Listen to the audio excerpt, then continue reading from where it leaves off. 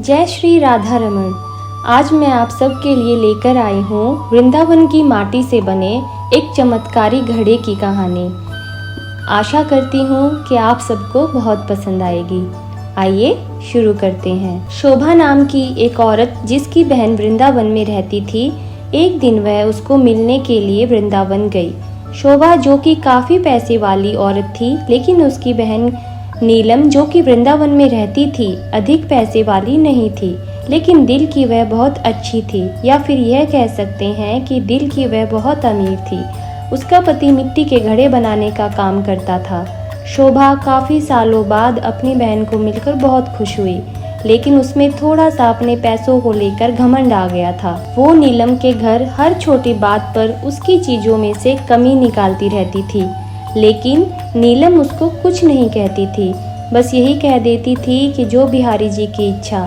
लेकिन शोभा प्रत्येक बात में उसको नीचा दिखाने का प्रयास करती। नीलम ने अपनी ओर से अपनी बहन की आवा भगत में कोई कमी नहीं छोड़ी। उसने अपनी बहन का पूरा ख्याल रखा।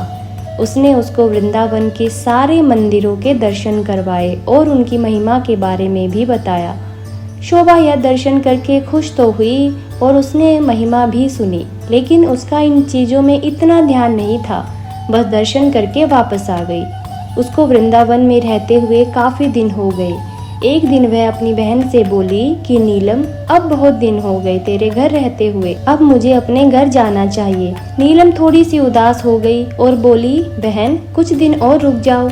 शोभा बोली, नहीं, काफ़ी दिन हो गए मुझे आए हुए। घर में मेरा पति और बच्चे अकेले हैं, उनको सास के सहारे छोड़ कर आई हूँ। अब मैं फिर कभी आऊँगी। जब शोभा वापस जाने लगी तो नीलम जो कि शोभा की बड़ी बहन थी, उसने अपनी छोटी बहन को उपहार स्वरूप मिट्टी का घड़ा दिया। घड़े को देखकर शोभा हैरान सी हो गई और मन में सोचने लगी, क्या कोई उपहार में भी घड़ा देता है? लेकिन नीलम के बार बार आग्रह करने पर उसने अनमने से मन से घड़े को ले लिया।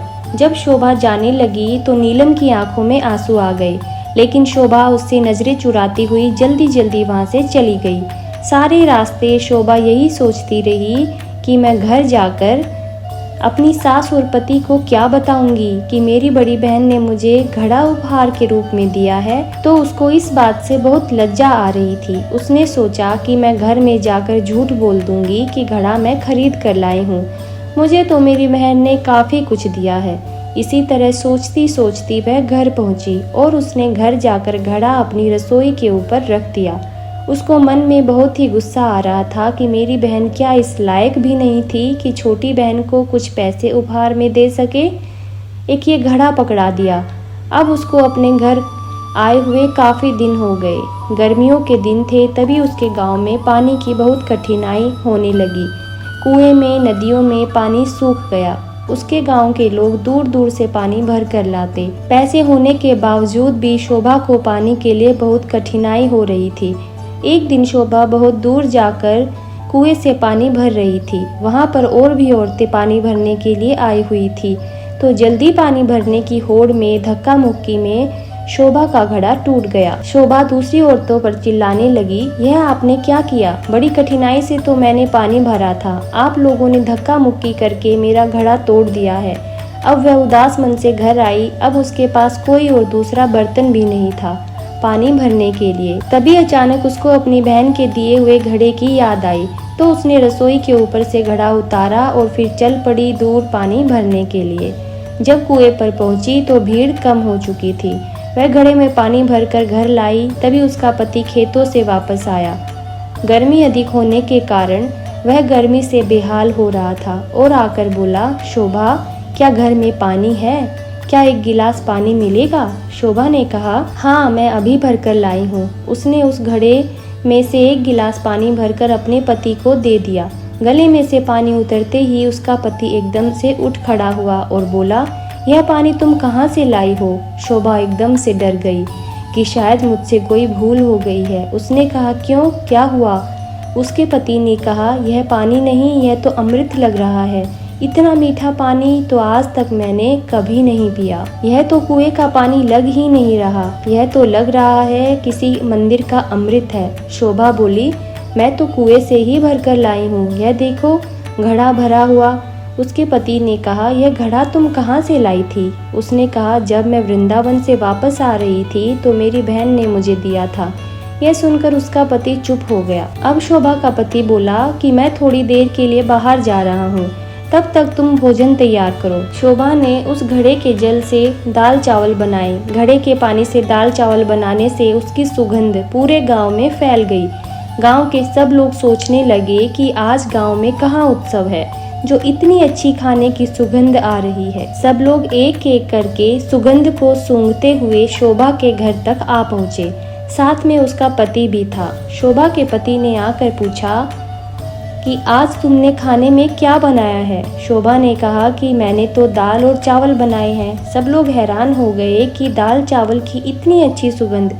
सब लोग शोभा का मुंह देखने लगे कि आज तो हम भी तेरे घर से ही दाल चावल खाकर जाएंगे। उसने किसी को मना नहीं किया और थोड़ी थोड़ी दाल चावल सबको दे दिए। दाल चावल खाकर सब लोग उसको कहने लगे, यह दाल चावल नहीं, ऐसा लग रहा है कि हम लोग अमृत चख रहे हैं। शोभा के पति ने कहा कि तुमने आज दाल चावल कैसे बनाए? उसने कहा कि मैंने तो यह घड़े के जल से ही दाल चावल बनाए हैं। शोभा का पति बोला, तेरी बहन ने तो बहुत अच्छा उपहार दिया है। अगले दिन जब शोभा घड़ा भरने के लिए जाने लगी तो उसने देखा घड़ा तो पहले से ही भरा हुआ है। उसका जल वैसे का वैसा है जितना वो कल लाई थी। उसने उसमें से खाना भी बनाया था, जल भी पिया था, लेकिन घड़ा फिर भी भरा का भरा हुआ था। शोभा एकदम से हैरान हो गई, यह कैसे हो गया? तभी अचानक से उसी दिन उसकी बहन नीलम उसको मिलने के लिए उसके घर आई। तो शोभा अपनी बहन को देखकर बहुत खुश हुई, उससे गले मिली और उसको पानी पिलाया। शोभा ने अपनी बहन को कहा कि दीदी, यह जो तूने मुझे घड़ा दिया था, यह तो बहुत ही चमत्कारी घड़ा है। मैंने तो तुच्छ समझकर रसोई के ऊपर रख दिया था, लेकिन कल जब से इसमें जल भरा है तब से भरा ही हुआ है। इसका जल इतना मीठा है और इसके जल से बने दाल और चावल अमृत के समान बने थे। उसकी बहन बोली, अरे ओ मेरी भोली बहन, क्या तू नहीं जानती कि यह घड़ा ब्रज की रज यानी वृंदावन की माटी से बना है, जिस पर साक्षात किशोरी जी और ठाकुर जी नंगे पांव चलते हैं। उसी रज से यह घड़ा बना है। यह घड़ा नहीं, साक्षात किशोरी जी और ठाकुर जी के चरण तुम्हारे घर पड़े हैं। किशोरी जी और ठाकुर जी का ही स्वरूप तुम्हारे घर आया है। यह सुनकर उसकी बहन अपने आप को कोसती हुई और लज्जित होती हुई अपनी बहन के कदमों में गिर पड़ी और बोली, मुझे क्षमा कर दो, जो मैं वृंदावन की रज की महिमा को न जान सकी।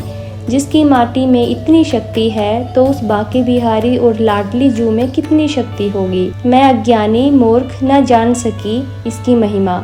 मुझे ब्रजरज की महिमा और उसकी महत्ता का ज्ञान ही नहीं था। मुझे क्षमा कर दो। उसकी बहन ने इसको उठाकर गले लगाया और बोली, बहन, किशोरी जी और ठाकुर जी बहुत ही करुणावतार हैं।